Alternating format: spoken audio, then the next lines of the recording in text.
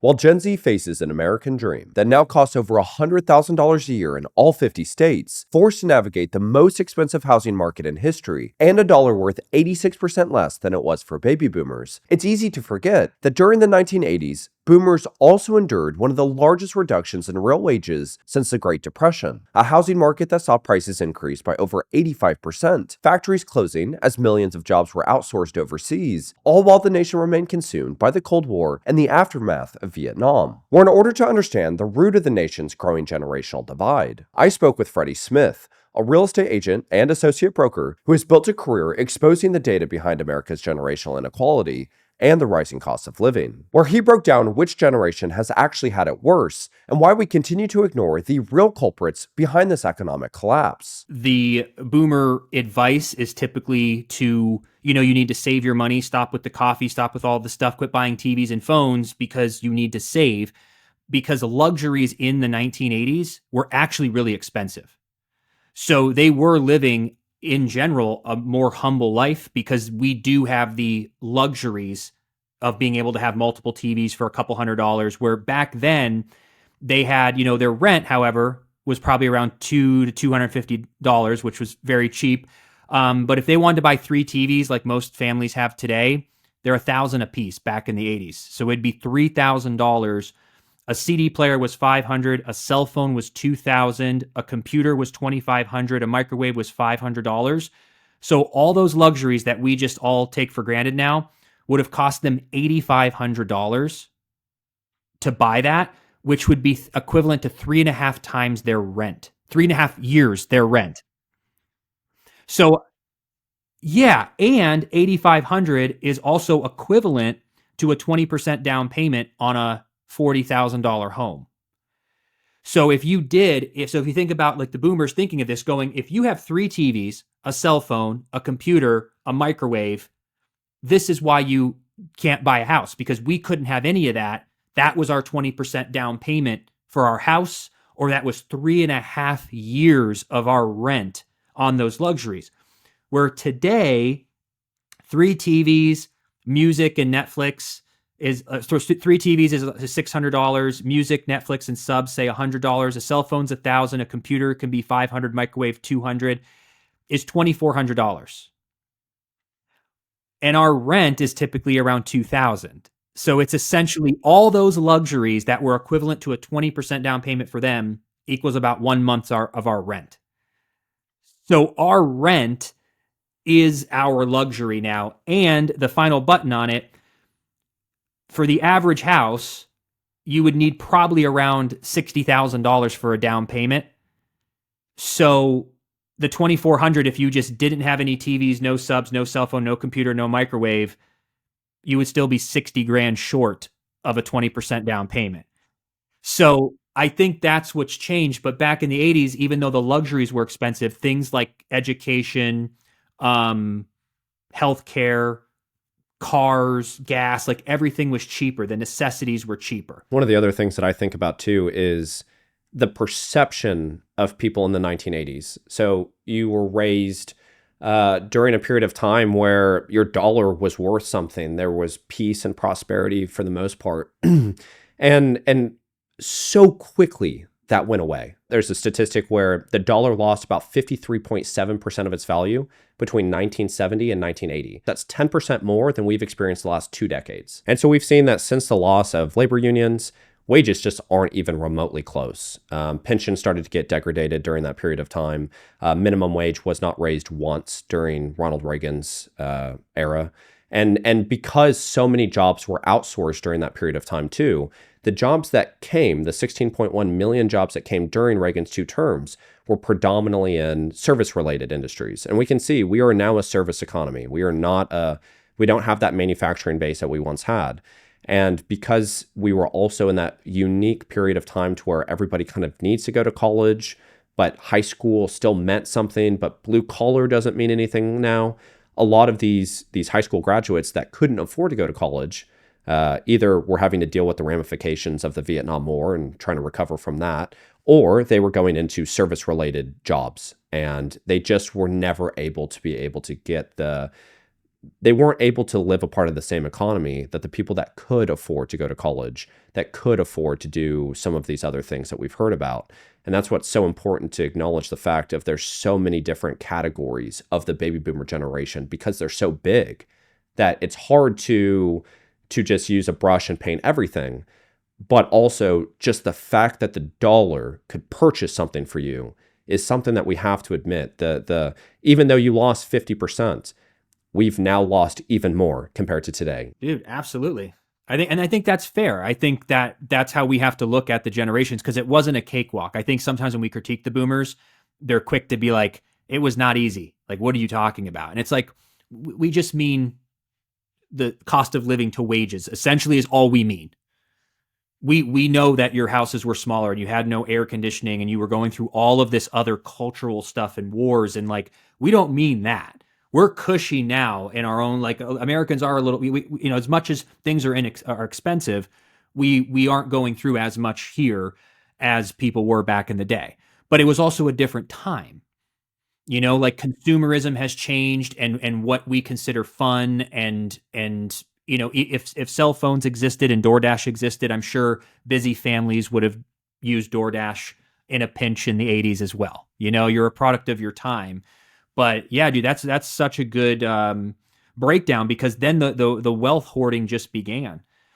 It's kind of wild. I'll tell you the most crazy statistic to me is that in the 1980, I don't know exactly what year, but let's say around 1980-ish, collectively all Americans had about $40 trillion of wealth adjusted for inflation.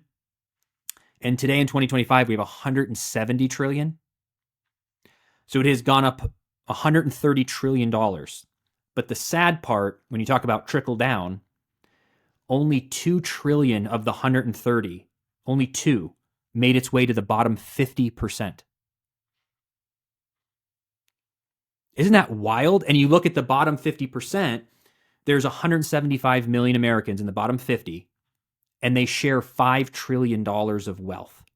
The top 10% have 110 trillion. And a lot of those top 10 percenters, hardworking folks that played the system. I'm not saying there's that, but the top 1%, the top 1%, I think the top 1% actually holds 50 trillion. The top 1% with 3.5 million people have 10 times the wealth than the bottom 175 million people combined. And that's just what I point to and go, I'm not for socialism or capitalism. I'm for the system we have. If you would have just made policies over the past 50 years that would have organically given 20% of what you have down. That's it. So you don't have 100 million, you've only got 80 million. You don't have 10 million, you have 8 million. Nothing changes. But if they would have used that 20% difference in stock options and stock programs, in financial education, in wage growth, which allow people to have more money and then invest, we all would have been lifted up. So it's like, that's the whole thing, like the trickle down. It was just like, they just kept doing everything they could for shareholders and for profits. And around the 80s, it really did feel, I'm curious your take on this. I don't know. I don't think it was anyone to like point fingers. It was like kind of a collective maybe, but it felt like we might have had a country, the United States of America, up until the 80s. And then it was almost like sold off for parts to become a corporation. Like now I think we're like America Inc., where it's like, we don't, I don't think the corporations see us as workers and numbers on a page, not as humans. The media sees us as consumers. How do we keep your attention so that Dove soap and Aveeno will pay us more in advertising commercials, or pharmaceutical companies? Like, we need your attention. You're a consumer. And politicians see us as voters. Like, the three most powerful entities don't see us as human beings. They kind of pander to us and say, we really care about, you know, getting your wages up and everything. It's like every decision you make is for the GDP to keep growing and capitalism to keep winning at the level that it's winning. Like, and that's the most frustrating thing to me is like, anytime I hear a politician or a media person be like, our country, I go, what you mean is you mean capitalism. Replace country with capitalism, and then everything they say will make sense. Yeah, the unfortunate reality is, even when we talk about the declining birth rate, is we talk about the impact that's going to have on the economy. It isn't people aren't wanting to have kids. There's a reason why they're not wanting to. That is the future of the human race. That's the future of America. There's so many things. It's yeah, in 20 to 30 years, the economy isn't going to be able to do as good because there isn't as many people. It's like, who gives a shit? It's like the economy has done nothing for us in the past 40, 50 years. Why do we talk about it as if it's something actually doing anything for us? I think that's the same thing of, talking about corporations can't afford to do a higher minimum wage, or they're going to have to increase prices. And it's like, well, the Starbucks CEO is making like 900% more than their staff. He doesn't need to make 900% more, whatever the number is. There's money around. The stock price can maybe be $5 less. There's some of these things. It's like it's just so absurd how we are justifying their actions, and then we choose to be upset and blame each other. It just doesn't work, and that's exactly what it is that they want. Yeah, I think it just really I think that's what it boils down to. Is I do think there's a few bad apples at the very, very top that I think are genuinely like probably not great people. But I think the majority of like rich people who've been comfortable for a while, I think they're just enjoying. Because at the end of the day, as much as people talk shit about America, because it could be way more fair and not equal. Like I said, just 20% over time, if they would have done it correctly, everyone would be lifted up enough to where we wouldn't be complaining. But if you want to look on the positive side, if you're someone who makes $200,000-300,000 a year in America, you're going to have zero complaints because you have the best of everything. It's never been better with technological and health advancements. It's never been easier to get around. There's never been more entertainment and more convenience. And the fact that you could still buy a house, put your kids into soccer, travel, go places, and invest properly for your retirement and buy a house, people are going to be like, I don't know what you guys are complaining about. America's doing great. And it's like, yes, but the threshold to actually thrive and enjoy while investing is now over that 6-figure mark, unless you can figure out a way to live incredibly frugal. And so I think it's just less people can participate where they have to choose, do I want to be bored now and have money for retirement, or do I want to enjoy my life but struggle? They don't have the luxury to be thriving as easily. And what I mean by easily is 40 hours a week. And I'm not even saying minimum wage. I agree minimum wage should be higher, but I do agree that minimum wage should also be able to get you in an apartment with a roommate and then work on trying to make more money and figure it out. You shouldn't have to, if you're showing up for 40 hours a week and the best you can do right now is minimum wage, that's amazing. Isn't that better than someone saying, well, fuck it, I'm just not going to work and stay home, or I'm going to go start committing crimes? Like, if someone's actually showing up to work for minimum wage, there should be a reward that, like, I appreciate your effort in trying. Let's help this person move up the ladder and be able to afford life. And especially if you're someone making $20, $30 an hour as the average person, or $40 an hour, that should be plenty. Not for a Mercedes, but for like a nice car that can get you, a nice home that you can buy, and some groceries, and like one fun thing a week. Not a front row concert ticket, but like dinner, bowling, axe throwing. Like, I don't know. It's just, I don't know what we're saying is not that crazy because it existed for 40 years. This isn't new. I sometimes feel like I'm being argued with as if I'm trying to promote UBI. Like, well, that hasn't been tried. I'm just basically pointing to like 40 years in America when all of what we're saying was true. And I think one of the things is, again, it just goes back to not understanding the data. And one of the things is, and I find it a lot, I speak a lot about baby boomers, and sometimes I feel like it's a bit hopeless to do. I just feel like we just are in such different periods of time. I don't have the ability to talk for 3 hours and really try to have an actual conversation. And so it's like, even with my best efforts, I feel like it's a failed attempt at times. I truly think that the generation that we need to try to communicate the most with is actually Generation X. When you look at Generation X, they are raised by baby boomers that were having to work. They spent their entire lives working, so they're latchkey kids. You emerge into adulthood during the dot-com bubble, where it is factually proven that if you were laid off in the tech field, you were never able to overcompensate for that loss. So you could be 25 years old and you were never able to make as much as the person that just so happened to enter the finance industry or something like that. And so immediately you are already now at a lower tier in terms of just kind of the growth of Generation X. You then have to go through 9/11 and the wars that followed that. You then go into the recession. You lose the most amount of wealth out of any single generation. You then come out of that. In your peak earning years, you experience a pandemic. And now you're having to take care of your aging parents as well as your kids, and the most expensive time ever. To talk about the number and the data with all of these things, they are somebody that around 2000, if they were about 30 years old, or kind of in the middle range of the Generation X age range, they were going to be making an average salary of about $35,296, or about $68,000 today. So, that would be a good salary today. They weren't doing too bad 2000 if they weren't in the tech industry. If you're around the average age range and you had a normal career of about 2.5% annual wage boost, which you'd kind of have to be lucky to even be able to get that for a lot of the industries that they were in. But if you were able to get about a 2.5% annual wage increase, you would now be making $65,300 today.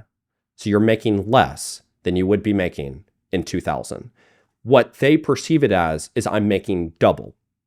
You're actually making less because inflation has destroyed the wage increases that you have. I think when you tell a generation that has been hosed in almost every single regard, and they're having to work, and they're having to face the fact of, I'm having to take care of everybody, nobody has ever respected me, and now I might get laid off for all of the many reasons, and I'm making less my entire career.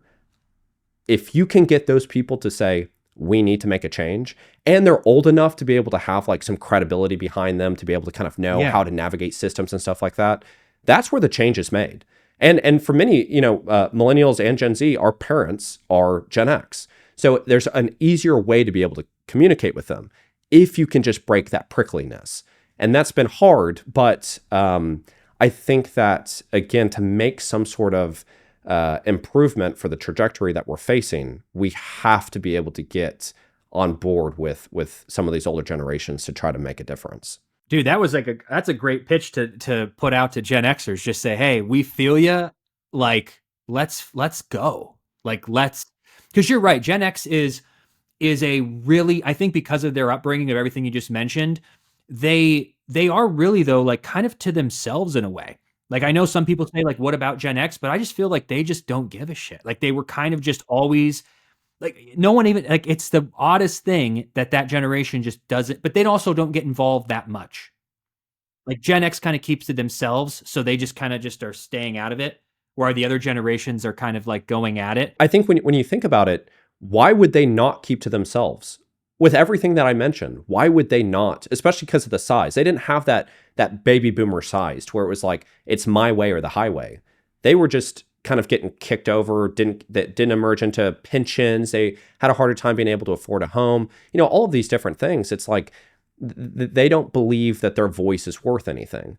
And that, I think, is, if we're going to say who had it worse, even though I think it's absurd to have these discussions and arguments over who had it worse, because it doesn't actually provide any value unless you're trying to prove the fact that for everybody, it's increasingly getting worse.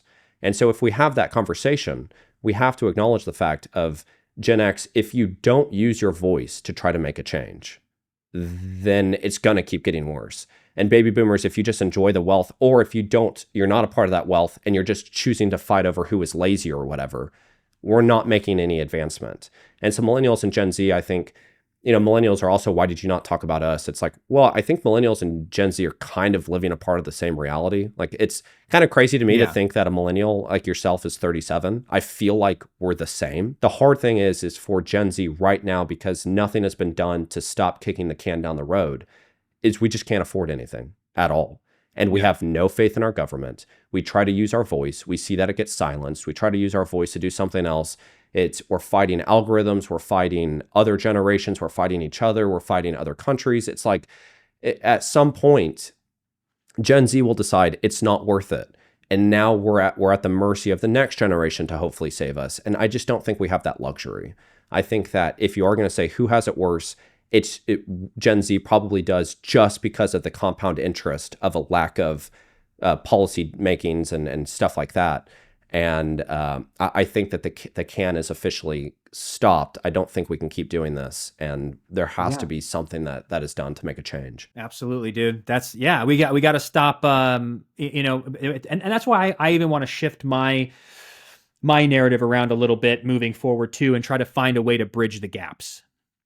You know what I mean? I think it was important to get all this information out and air all this out, but I don't even really think there's any like at this point.